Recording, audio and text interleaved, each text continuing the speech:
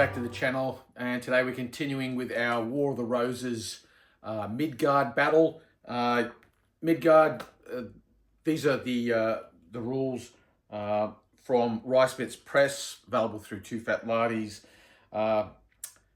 Midgard Heroic Battles, Historical, Legendary and Fantasy Battles in the Age of Heroic Deeds. And we're testing them out, playing a War of the Roses game. As you will have remembered, hopefully from the first video, we're now up to turn 5. The battle is delicately poised. Both sides started off with 9 reputation. Henry Tudor is leading. He still has 7 reputation up his sleeve. Richard III is not far behind. He's on 6 reputation. However, the Stanleys have just committed to Richard after the first loss of a unit occurred, and that was a longbow unit in the pay of Henry Tudor. The mercenary pikemen on Henry Tudor's left flank are really just grinding forward, destroying, driving back everything in their path. In the center, however, things are not going Henry's way, with the longbow and artillery of Richard III really having the better of it. So we now take up the action in the beginning of turn 5. The Stanleys have just committed to Richard's cause, and so let's continue with our Midgard Heroic Battles playthrough of this War of the Roses battle.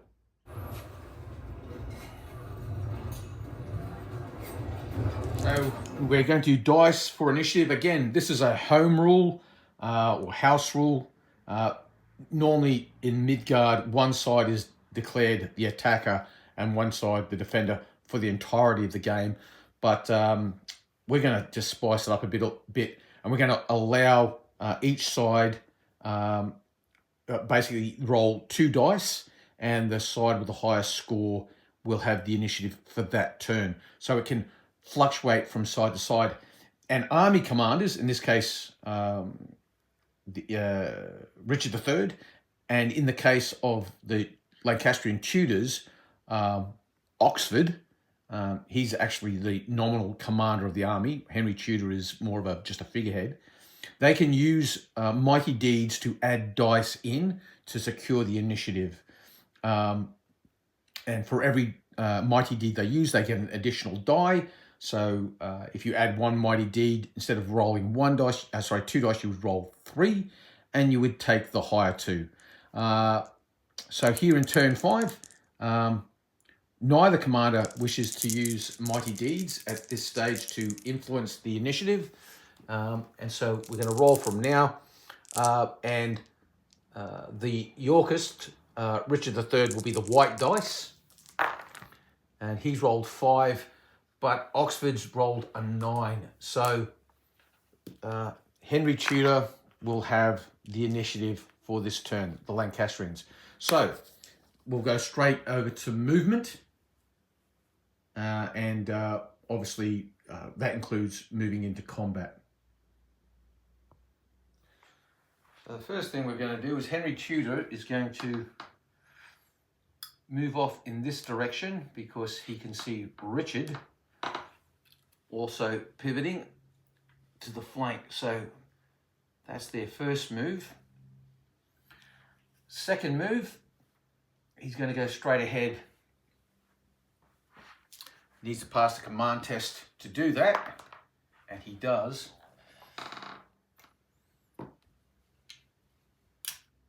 The concern that the billmen have, these billmen, is those men-at-arms can really give them a bit of a touch-up. So instead, what's going to happen is Oxford's going to attach this longbow unit here because he wants to be able to fire into them with his unleash, on my command, unleash hell.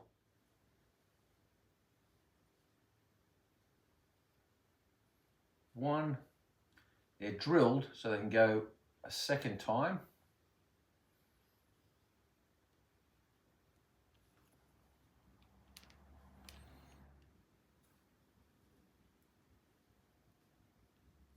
The Stanleys are a concern for them. One and a second time. Command test to move again. They've got it.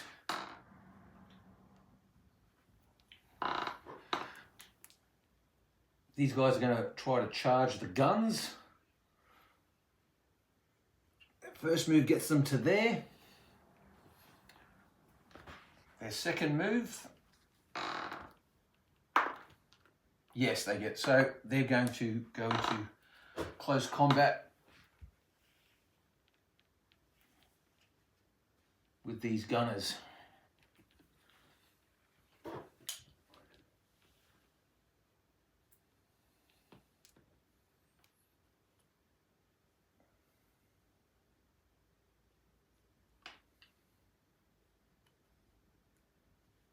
Now it really comes down to these billmen go in, or do they try to move out of the way somewhat so these pike can start to get through. There's a bit of a traffic jam here, unfortunately. Like I said, there's a traffic jam here and they're probably not going to be able to get in. These guys will do the damage before they'll be able to contribute something. But there's that cavalry, the knights of Richard, they seem to be shaping to come round to the flank. And so what these guys will do is they will simply do a turn on the spot. And that will be their complete turn. That's everything they can do, a change of facing that takes up the entire movement and prevents any secondary movement. With that said, this chap is going to go and join these guys. He might as well fight there. So they're going to do that. These bowmen here, they'll also turn on the spot.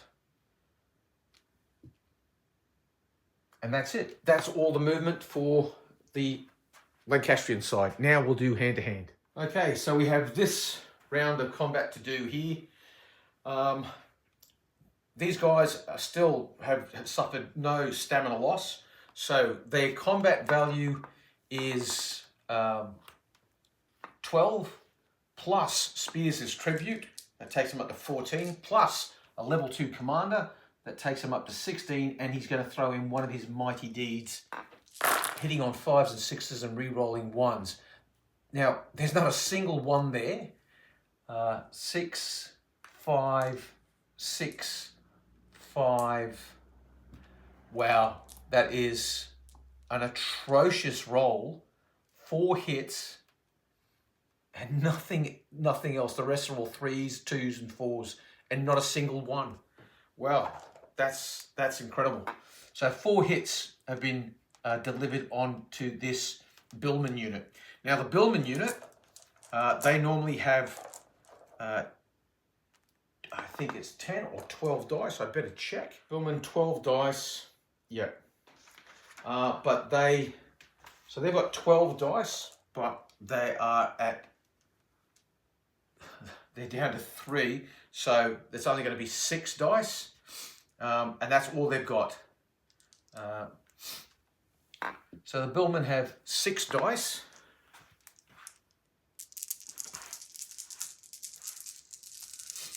And they're hitting on 5s and 6s.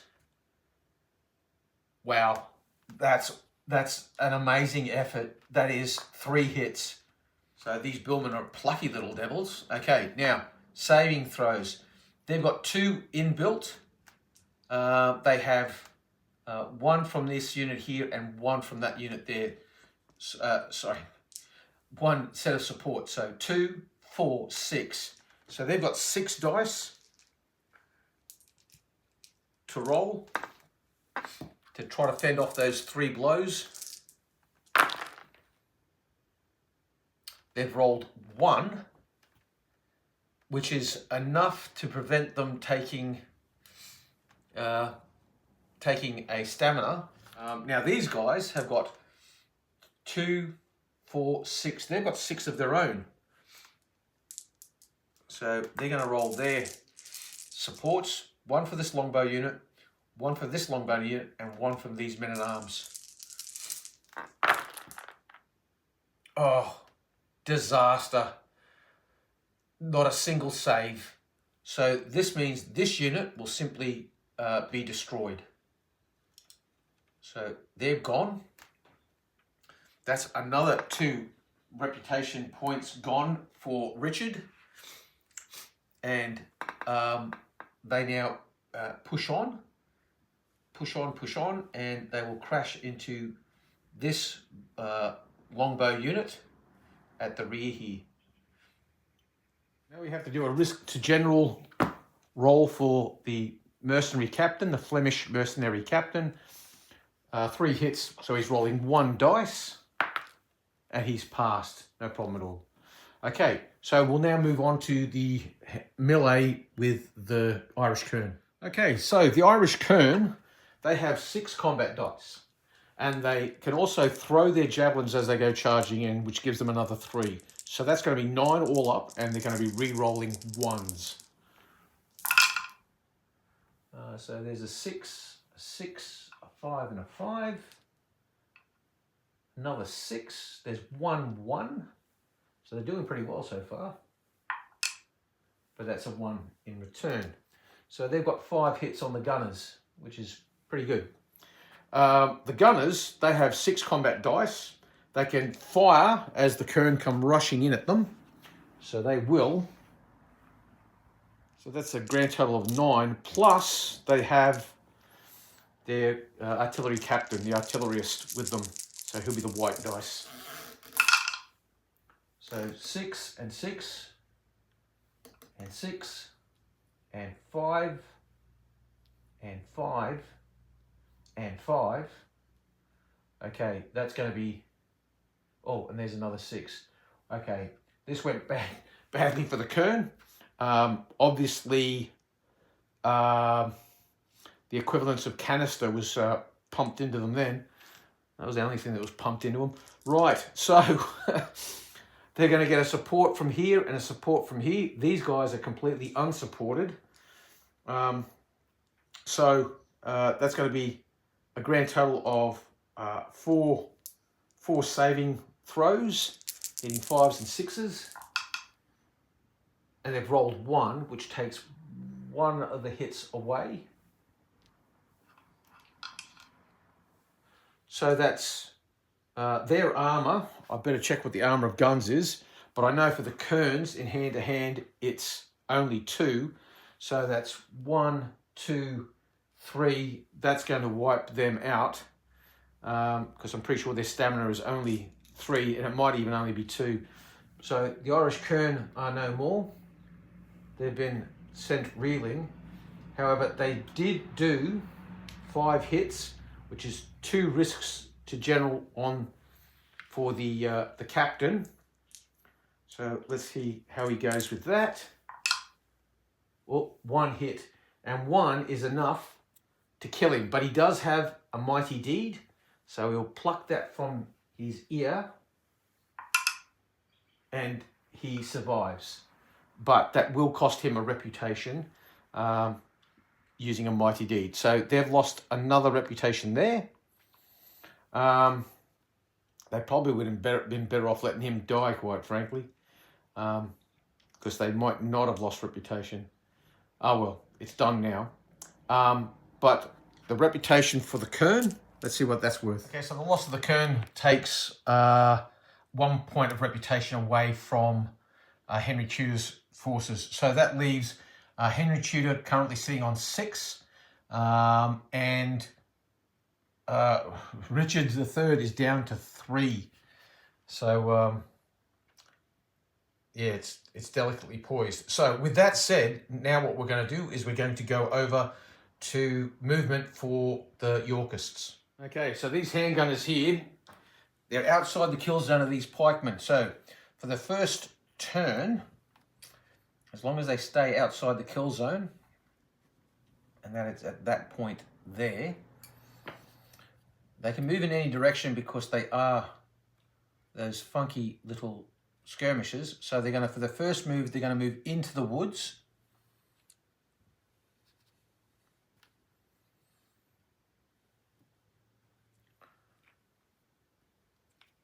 Like so. And then their second move, assuming that they pass a command test. So this is vital. This is vital stuff for Richard. They've passed. They will charge into the flank of this pike block. Desperate times. They're desperately trying to be desperate and help out their longbowmen. So that's the first move for the for the Yorkists. The next move is Richard. Oh. He could turn again, maybe. Well,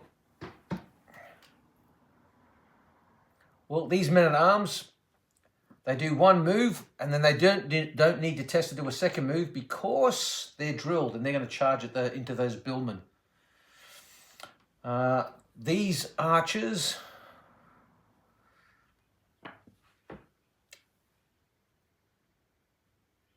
if they move to here, they'll take away their support for these guys. But they'll move up to provide support for these guys. Why? Because the men-at-arms will do a swap. They'll use their replacement trait here. These longbowmen will disengage. Well, they need to pass a command test first, though. So let's see if they pass their command test.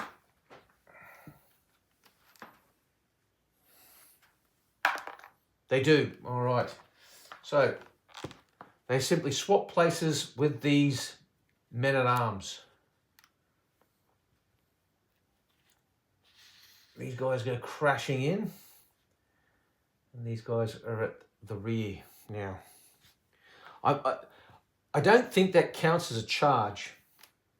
I just don't know. They just seem to be replacing them. So I don't know if that counts as a charge. With that done, Henry Tudor, he has been faking, so he now turns on the spot again.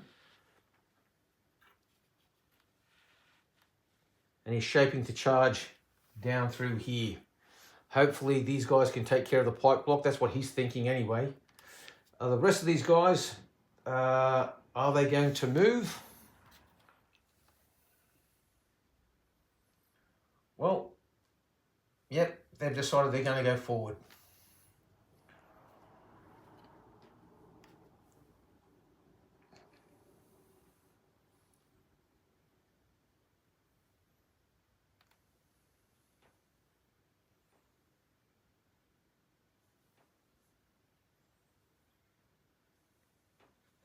Oh, not with these ones though, because they want to leave that gap for those, for Richard to charge through.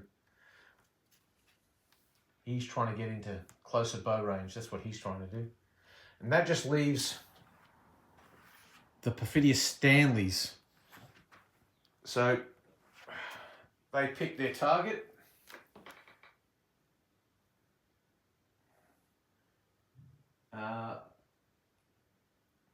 Their first move will get them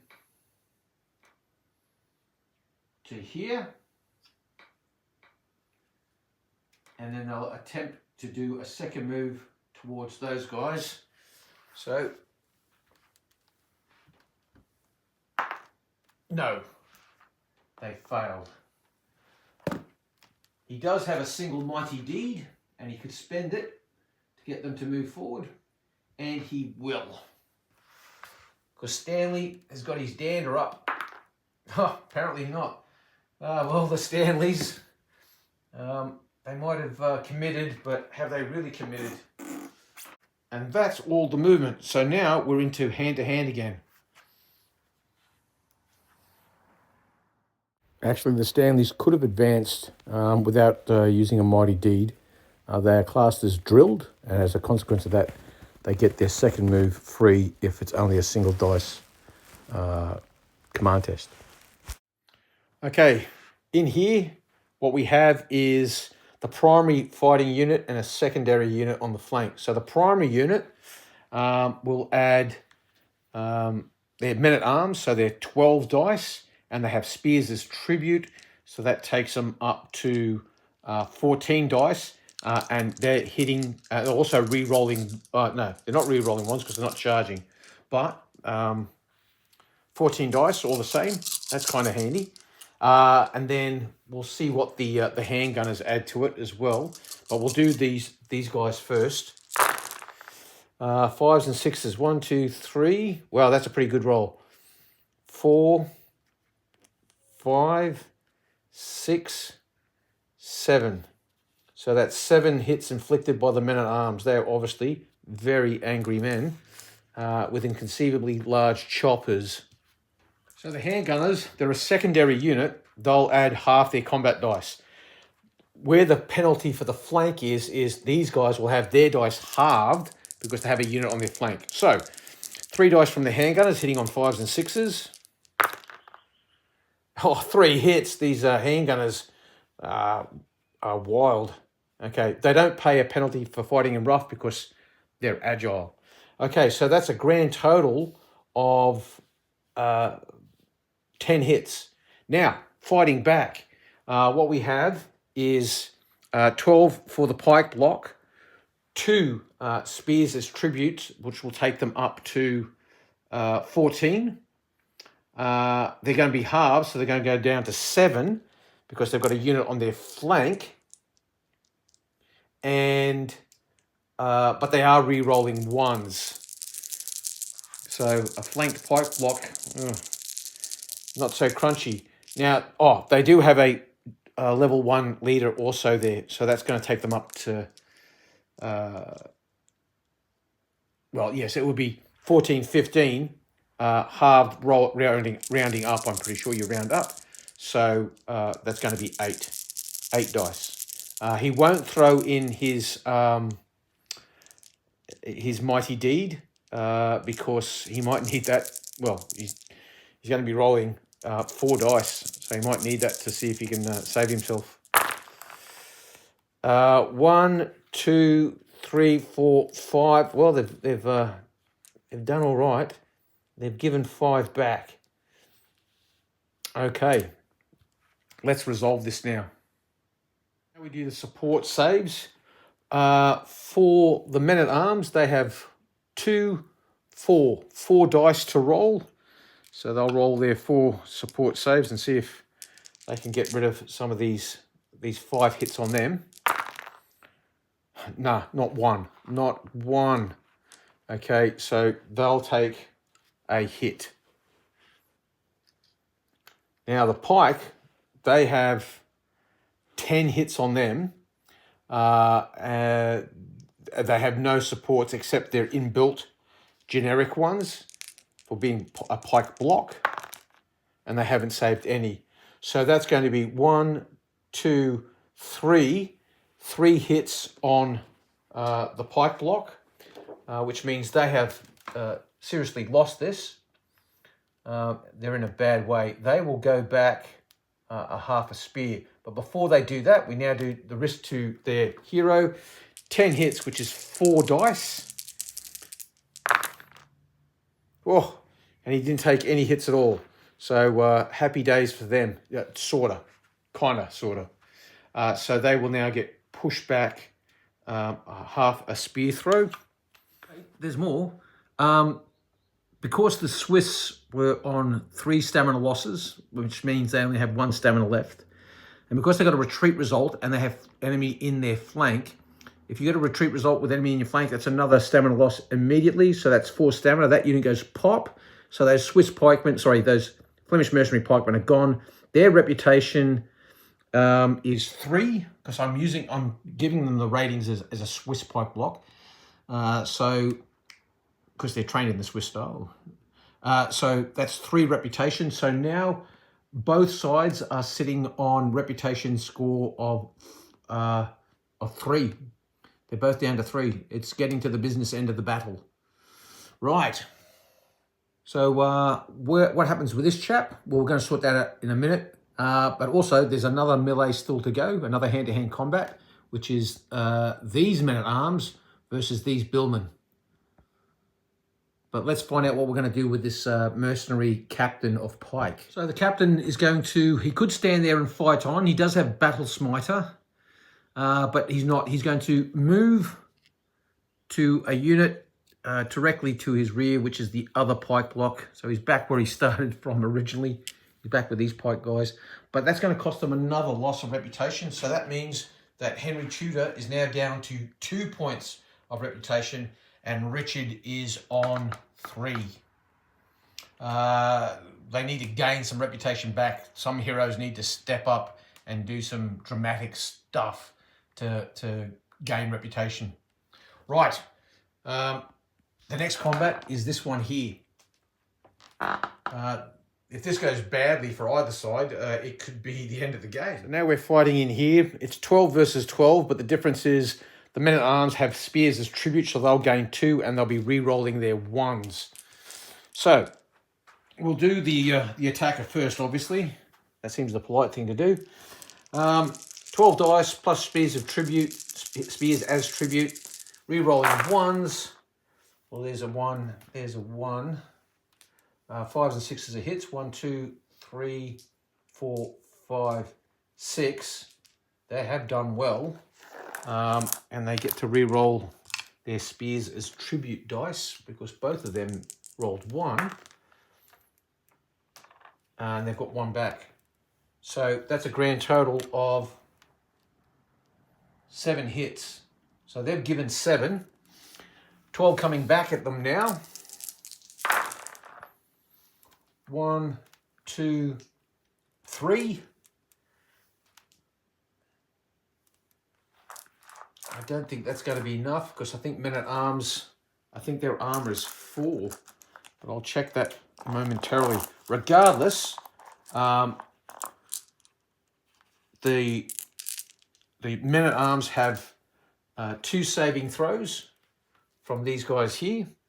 So they'll roll them now. Double 1, nothing. These chaps have 1, 2, 3, 4. That's 8 saving throws. This could be the difference. They've saved 1, 2. They've saved 2. They've knocked 2 away. So they've taken 5 hits and they've handed out 3. So the billmen have received 1 hit. The men-at-arms have taken none. They'll go back half a spear's throw, which will bump them into these guys here.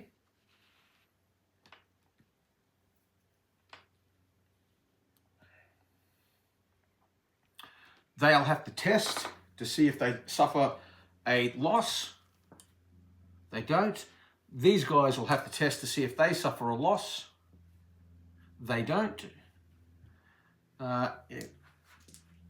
And so the men-at-arms, for their part, they'll follow up and keep their attack marker. They lose theirs because there's no one to fight anymore. That's all the hand-to-hand done. So now we go straight on to the firing phase. Okay, so the first unit to fire for the Yorkists will be this unit here with William Falkenberg attached. Now he's got 2 mighty deeds and he's going to use both of them to augment their firing. They're going to fire at these billmen here. So it's 4 dice because that's half of their 8. And they get another 2 for the mighty deeds. And that's 3 hits.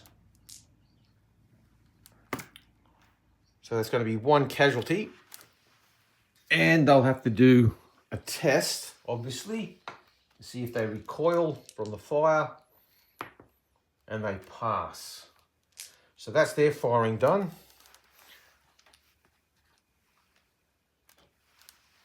Now for the Lancastrians, the next unit to fire will be this unit here. Now Oxford's attached to him. He has, on my command, unleash hell, but he's already used that once this game in part 1 of the video, if I remember correctly. But he does have 3 mighty deeds, so he's going to give 2, and they're going to fire at these guys. They're outside the killing zone because they're not directly to their front, so they're slightly off to one side. So that's going to be 6 dice as well, and they're firing at these guys here. Only 1 hit, so that's simply a a command test, and they've passed, so they don't bounce back. He's keeping 1 mighty deed up his sleeve because he's concerned he might get shot at, and he would be correct in that assumption. And so again, it's 4, but they've got 2 stamina hits on them, so they're only shooting with 2 dice. So it's somewhat feeble, but it's better than nothing. They do get 1 hit. Now there is a leader attached, so we'll do the risk to leader first. And he rolled a 2, which means he hasn't been hit. Now they have to do a roll to see if they recoil, and they've passed, so nothing. Now the next unit to fire are these guys here. They're firing overhead at those guys. It's going to be 1 dice. They're normally they're 8. They're half to 4. Stamina 2, and overhead 1. So it's just a single. Yeah, nothing. Never know though. If they'd got a hit, they might have knocked over Oxford. So it's worth a twang. Next shooting for the Lancastrians. Nothing for the Lancastrians, so that just leaves these 2 Yorkist archer units here. This one here will fire at these billmen. It's going to be 4 dice.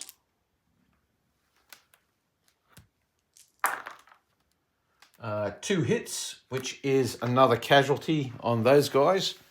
So they're up to 2 now. And obviously they have to test again. See if they go back. And they do. So they'll recoil. Now, obviously he's attached here, so he's not getting bumped into or anything crazy like that. And now this unit here, they'll fire. And they'll shoot at the gallows glass. Again, 8, because they've got no casualties on them, but it's outside the killing zone.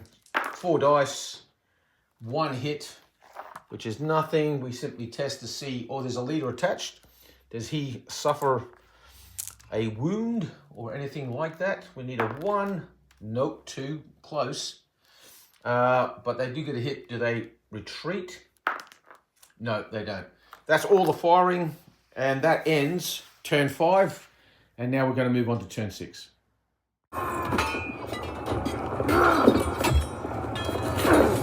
Henry Tudor will be the orange dice. He's got a 10, and Richard's got 5. So Henry Tudor has the initiative. Well, desperate times calls for desperate measures. Henry's army's down to only 2 reputation, and Richard is on 3. Henry needs some of these heroes, these commanders, to step up. And cometh the hour, cometh the man. The Irish mercenary captain is going to launch his gallows glass towards the guns again. Now, it'll take 2 moves to get there, so he'll move the first one and get halfway. This roll, we'll see if he gets the rest of the way. He needs a 3 or better. No, but he does have a mighty deed, so we'll throw that into the mix. And he gets there. So he goes charging forward, and obviously the guns will reply. And so they've charged into combat. So they'll gain 1 reputation there because you've got a hero charging into combat. Now, it says here also, hero charges into the first combat of the game.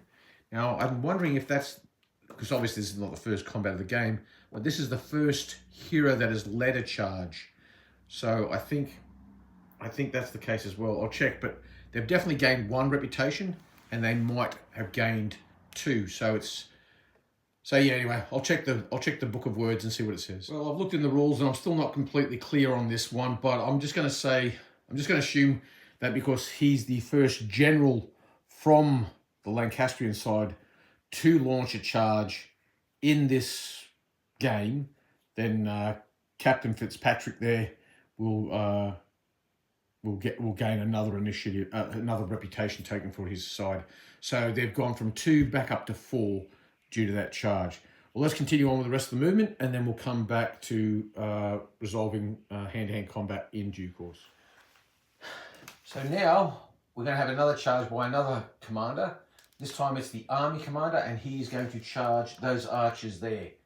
And rely on the fact that his lads don't have as much fatigue on them, and they also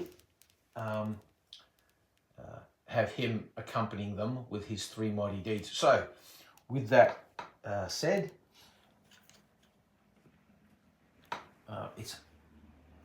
he has to do a wheel or an incline first. It'll get him to there, and then a charge will get him into contact. So he'll go forward, hit there, he gets a half move to get in. So he goes to there, and that's another charge that's gone in. So that is not the first charge of the day, but that is the army commander. Because remember, good old Henry Tudor is just a nominal leader, really. He's more of a interested spectator. That will give him another reputation for the army. So that'll take them up to 5, I believe. Other movement, they're going to join in the fight here. They'll be classed as a secondary unit. These guys will turn on the spot.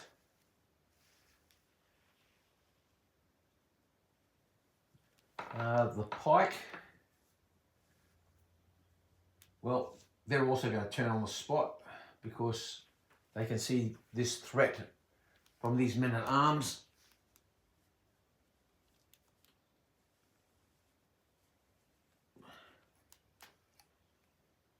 Now, again, that's just turning on the spot, changing face. They can't then do a second move. That's not permitted.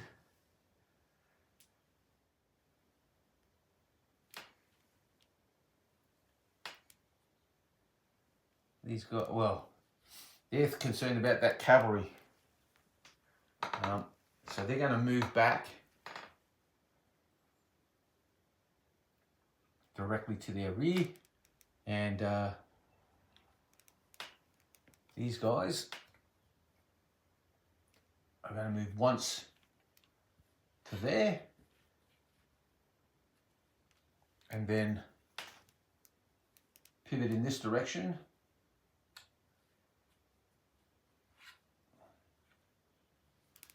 To protect them from those knights. Those guys can just hold their ground there, and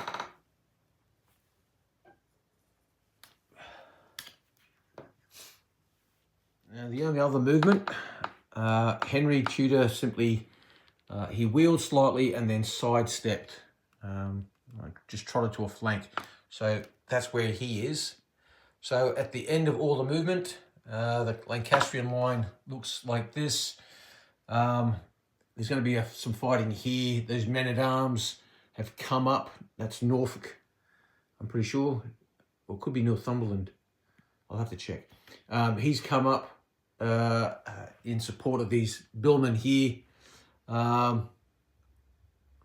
Oxford's own personal retinue have moved in to support these billmen because, like I said, they're concerned about Richard coming off the hill. And then, of course, Oxford has led these longbowmen in a charge against those longbowmen there.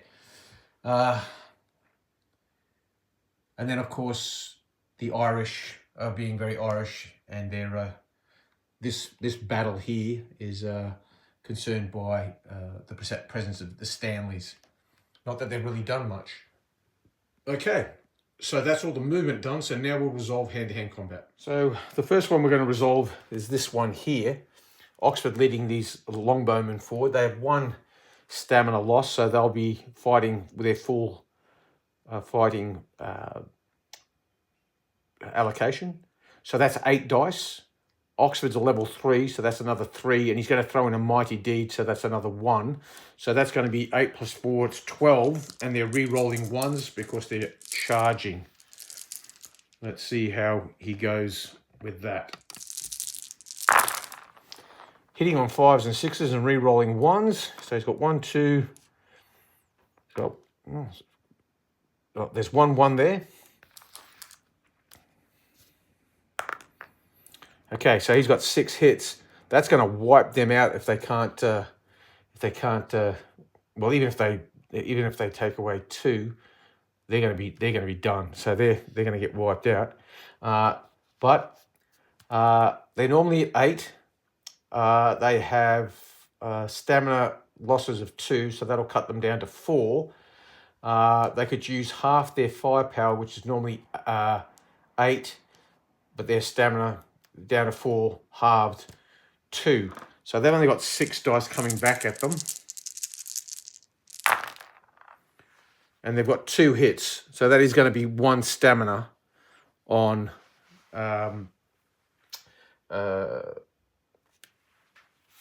these guys. So they're going to go from 1 to 2. That's telling because they are now at half strength also. But more importantly, they've wiped these guys out. But we have to do the risk to leader. Oh, hang on. Well, this is the only one that can help. Even if we roll and they save 2, it still doesn't change the fact that they've taken. So their situation is hopeless. So I'm just going to lift them off straight away. So they're wiped out. Now, but there is a risk to leader. Oxford will roll 1 dice. 5, and he's okay. No hits on him. So that's a loss of a unit, and that will take. Oh, that's a reputation of 2. That takes Richard's lads down to 1. They've only got 1 reputation left. It's desperate times now. Okay, the next hand-to-hand combat we'll resolve will be the men-at-arms fighting against those billmen. So the men-at-arms. What do they bring to the table? They've got, well, 12, and Spears of Tribute is going to take them up to 14. So 14, and they're going to be re-rolling 1s. So we'll do these men-at-arms. We'll roll their dice first. So it's, like I said, 12 dice for the men-at-arms, 2 for Spears as Tribute, 14 dice roll up, hitting on 5s and 6s, re-rolling 1s. 1, 2, 3, 4, 5. There's 4 1s there, so they're going to get re-rolled. The rest are misses. The 4 1s. That one's cocked. Nothing so far. Ugh. No. So that's going to be only 1 stamina plus a test. Now, coming back, they've got 12 dice, plus they've got 6 from that secondary unit. Hitting on 5s and 6s. 1, 2, 3, 4, 5, 6, 7, 8, 9. 9 hits. So the hit, that's 9. That's going to be 2 hits on the men-at-arms. There's no supports for them. So they're not gonna be able to save any of those hits. So they've got 2 hits on them. They're gonna lose the arrow's gonna swing back the other way now. They're gonna be going back. They've got 2, 4, 6 dice to maybe take some of the blows off them. Wow. 1, 2, 3, 4. So they've saved them all. Those men-at-arms are in a bit of a bother. Now, I'll go back half a spear length,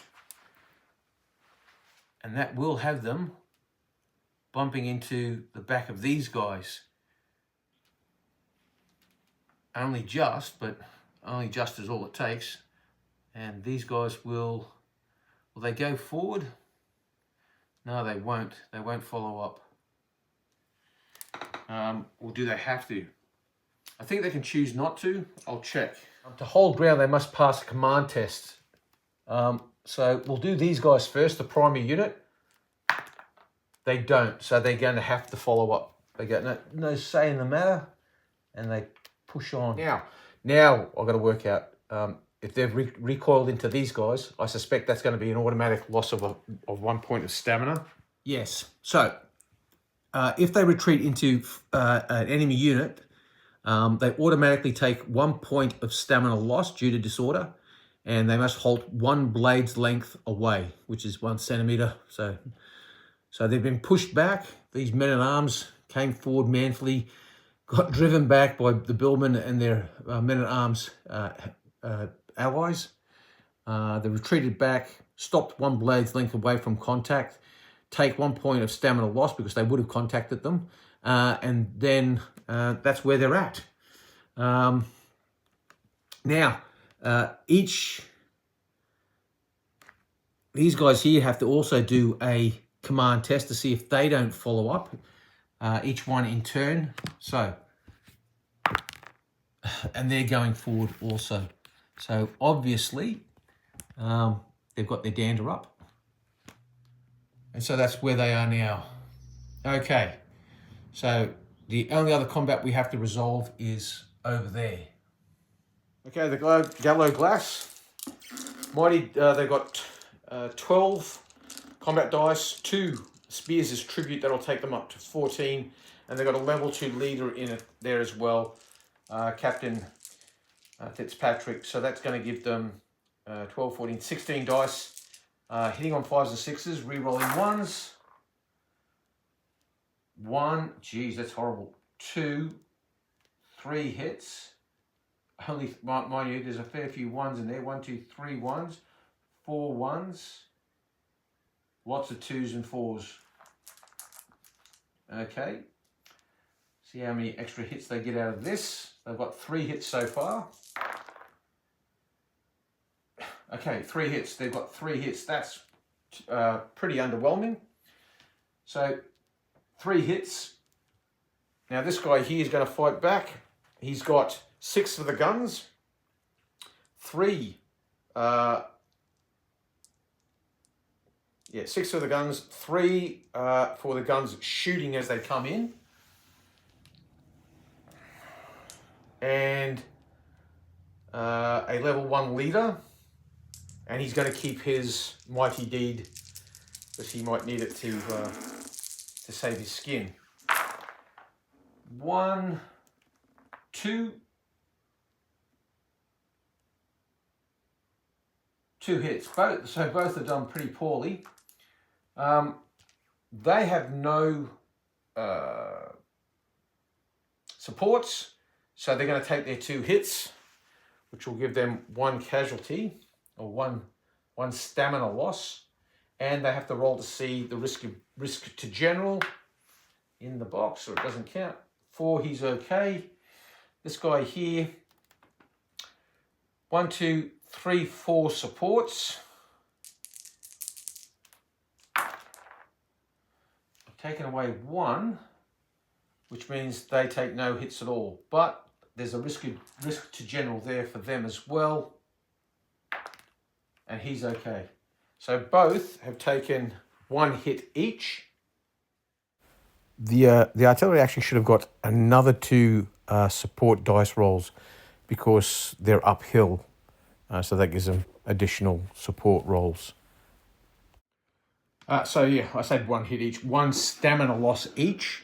And because they both did exactly 2 hits after all the saves and whatnot were worked out, they are now locked in combat. So that will continue in the next melee phase, which will be in their turn. So that's all the combat done now. So now it is the Yorkist turn. Well, obviously it's a no-brainer. The first thing that King Richard III is going to do is unleash his charge. He was going to charge down towards those men-at-arms, but now the obvious target is Oxford himself, army commander on army commander. So he will basically wheel for 1 spear throw and then charge in for 2. He's easily going to reach because that's 1 to there, and then he has 2. So let's not be silly about this. Let's just get stuck in. So down he comes, a thundering charge. Richard has obviously decided that he has to save the day. And this is the time to do it. So his mighty host of knights come charging forward. What other movements have we got? Before we go on to movement, though, we'll just gain the reputation. So it's a hero leading a charge, there's 1. It's an army commander leading a charge, so that goes up to 2. And he's charging an army commander, so that is 3. So it's leading a charge, an army commander leading a charge, and he's charging the enemy army commander. So he's going to go from 1 reputation back up to 4. Okay, other movement. So the other movement is these guys have gone forward but not into contact. They've stopped just short. The reason for that is the handgunners have moved twice to move around to a position where they can pour some fire into the pike block.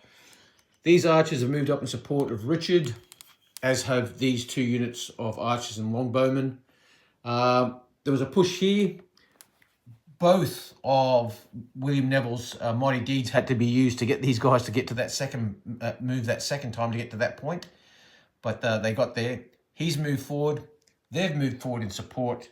And these guys pivoted and used a second move to get in. They passed their command test. And that's where they're at. That just leaves the Stanleys over here. So the Stanleys are going to try to... Well, the first move will get them to that point, as you can see there. They'll need a second move. Well, they're men-at-arms. So they're drilled. So they will get there. They don't need to roll for it. And they've just gone forward to that point. And they'll move half around to get there to get in. And so finally, the Stanleys have committed. So that's all the charges, all the movement done. We just need to give a charge marker to Richard, leading his charge forward. And we do have to do some shooting. So these handgunners here, they've now got a target in their killing zone. So they will get all 6 dice fired into that pike block.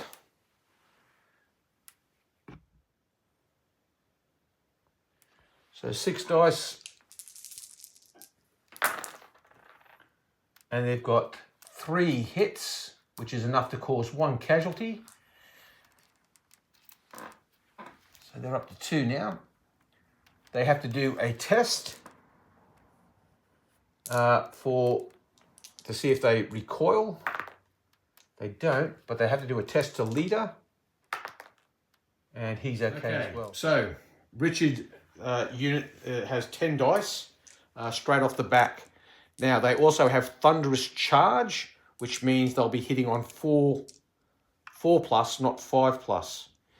They also have a level 3 leader in the form of Richard himself. And Richard has Today We Fight to Win. So we'll roll a dice to see how many extra dice in combat he gets. That'll cost him a Mighty Deed. He gets another 2. So that's for his Today We Fight to Win. That was a bit disappointing. And he's going to go for broke, and he's going to throw his other 2 Mighty Deeds in as well. Of course, in for a penny, in for a pound.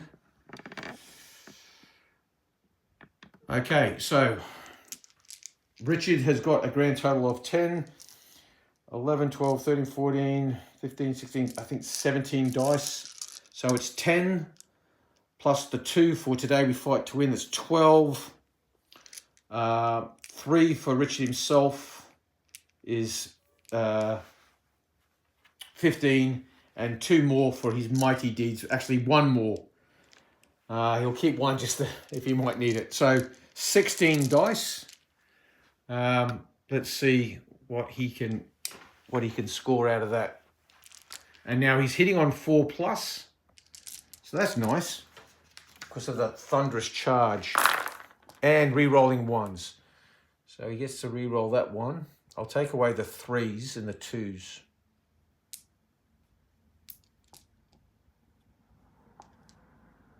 So 1, 2, 3, 4, 5, 6, 7, 8, 9, 10, 11. 11 hits so far. 12. 12 hits. That is going to completely wipe those guys out unless they get a lot of saves, and I don't think there's any there to be had. Fighting back, however, we have Oxford. Now, Oxford's traits, he has, he only has my command, Unleash Hell, and he is the army commander. So, he's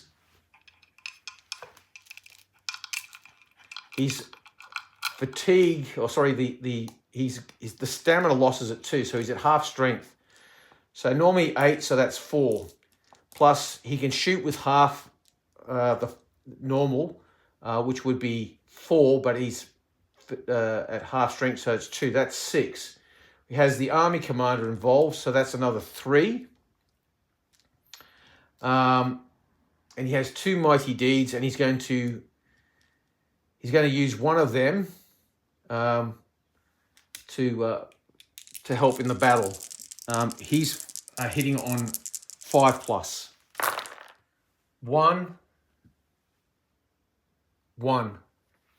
1 hit. That'll do nothing except maybe kill or maybe hurt Richard.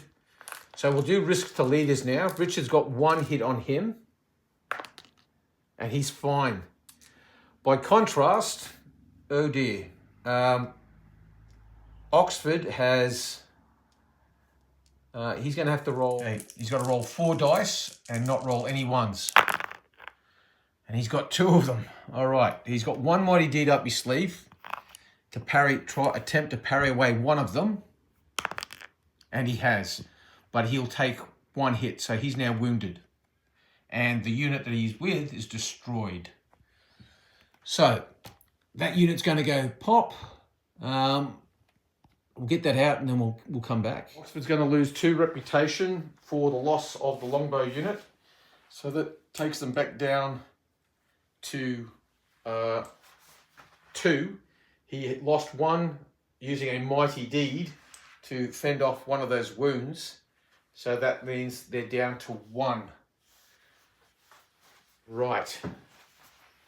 Things, how the worm has turned. Actually, Henry Tudor actually has 2 reputation. I forgot to add in the extra 1 for when Oxford led his charge. I only gave him 1 reputation when he should have got 2. 1 for the army commander charging, who Oxford is, and 1 for charging. Now, Oxford's in a terrible situation, obviously. I think that's an understatement. The problem is they've only got 1 reputation left. Now, if Oxford flees from the scene of the destruction of that longbow unit, then that's one reputation that goes, and then the army goes with it. If he stays there, it's inevitable that he will be hacked down by Richard. The only thing he can really do is call out Richard and see if he will fight. If Richard ignores the challenge, then obviously Richard will lose some reputation, but he'll still hack him down. Now, there is a glimmer of hope, I just realised. These men-at-arms here, they've sustained 3 stamina losses, so they could get destroyed, and that could pull back, because Richard's only on 4 reputation himself, so that could pull back some reputation, or take some reputation away from Richard. And also, there's this fight here. Those guns could go south, and there's also that fight over there. So maybe it's not as grim as I first thought. Anyway, let's move on. So with that said, we'll get this fight done next. We'll do this one. Okay, so we're going to we'll resolve this fight here now. Now these guys, normally 12, they've lost spears as tributes because their fatigue, their stamina, they've taken a stamina loss, they're up to 3. So they're just going to get 6 dice, hitting on 5s and 6s.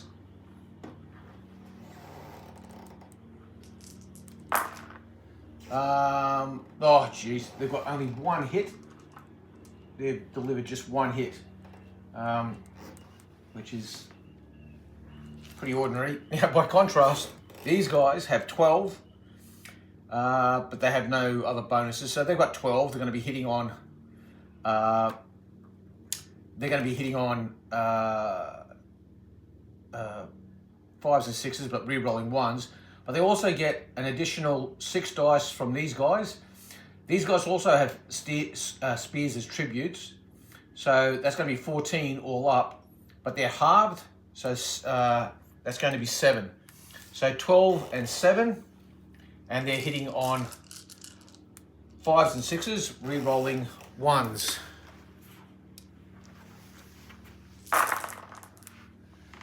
One, 2, 3, 4, 5, 6, 7, 8.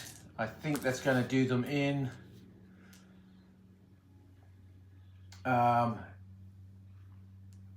There's 2 1s there, 4 1s there. Now, if these hit, any ones of these hit, then it's going to be impossible for them to stand.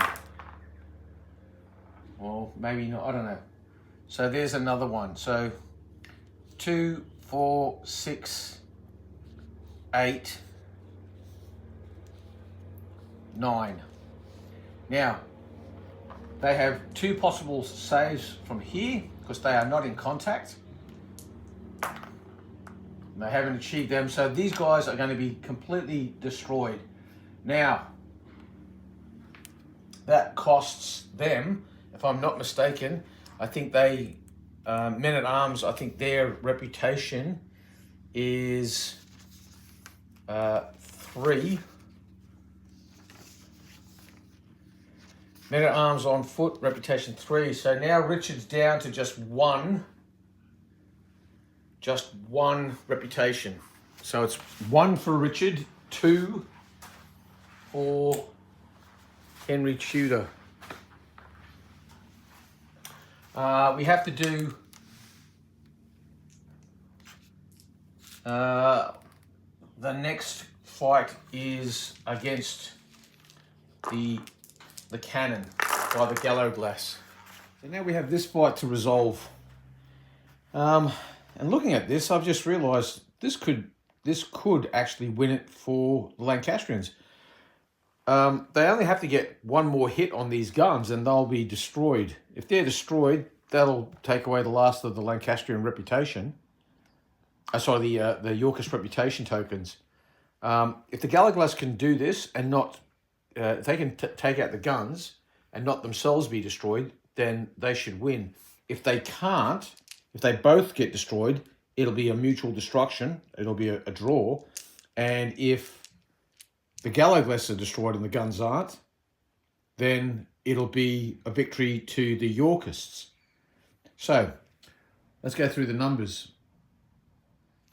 Okay, so the Irish have 12 dice. They don't have spears as tribute anymore because they've taken us to stamina. They do have a level 2 leader, so that's going to be 14 dice, hitting on 5s and 6s. 1, 2, 3, 4. 4 hits. Now they can save with because they have the hill in their favour. Oh, hang on, there's another hit there. So that's even if they save 2, that's still 3 hits. And I think that should do them. Now, as for the Yorkists, they'll get 6 for the gun. Mind you, they've got they've lost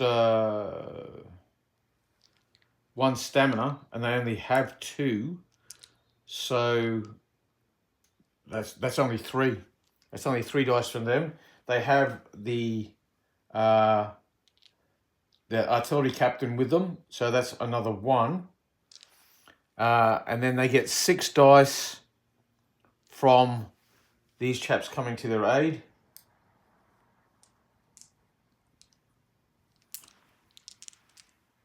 And, well, the captain might as well throw his mighty deed in.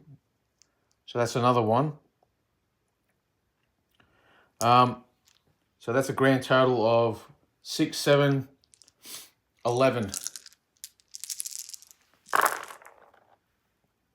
1, 2, 3. Okay, so that's 3 hits, which will be another stamina, but not enough to destroy them. But there is a risk to the leader. See if he takes a hit. He does. He won't use the mighty deed to parry it away because that would cost them a reputation, which would cost them it would cost them dearly. Okay, so at this point, it is a victory to the Lancastrians. Now, there is one more melee or hand-to-hand combat to resolve, which would be this one over here. Now, I'm pretty sure the game ends as soon as one side suffers the loss or collapse of their reputation. But if that's not the case, then there is a possibility that those guys could destroy a unit over there, which would cause a tie. Okay, so victory is not determined until the end of the turn. So the turn is still going. And there's also some shooting to be done as well. So we're not done yet. It could be a mutual destruction. So with that said, what we have over here is the Stanleys going in the fight. Now, Thomas Stanley has, as his personal trait, today we fight to win.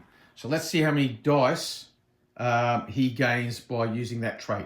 So the today we fight to win trait gains him an extra 5 dice. That's pretty good.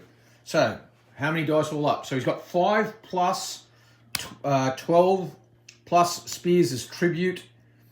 So 5 plus 12 is 17, 18, 19. He's a level 1, 20 dice. So it's 20 dice. Hitting on 5s and 6s, re-rolling 1s.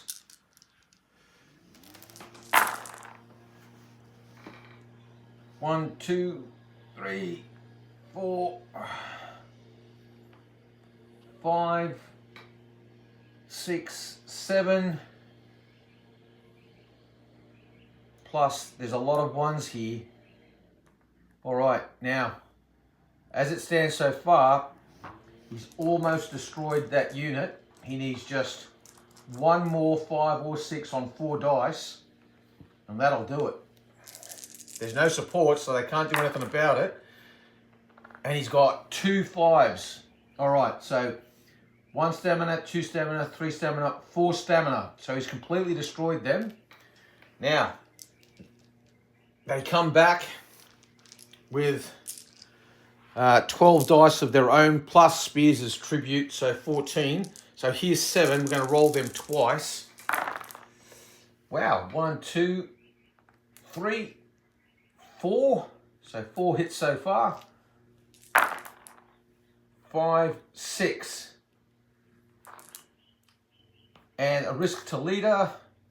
2 dice. Hitting on no ones. All right.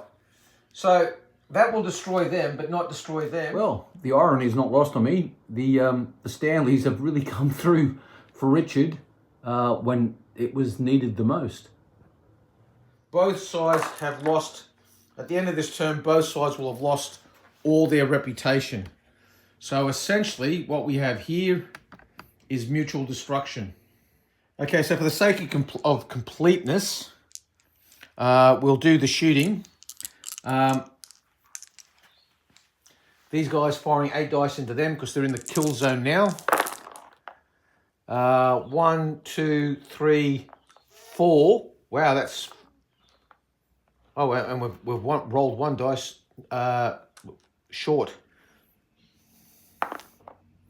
Okay, so 4, that is 1 stamina hit on those men-at-arms. They'll have to test to see if they go back. And they do. So they'll take 1 stamina and retreat half a spear throw. That frees these guys up to shoot at them.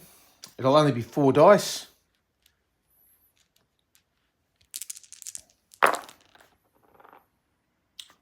Nothing, no hits. These guys will shoot at them because they're the closest. 4 dice. 2 hits, but it's not enough against their men-at-arms armor. So, but they do have to test to see if they recoil from the fire, and they don't. And that's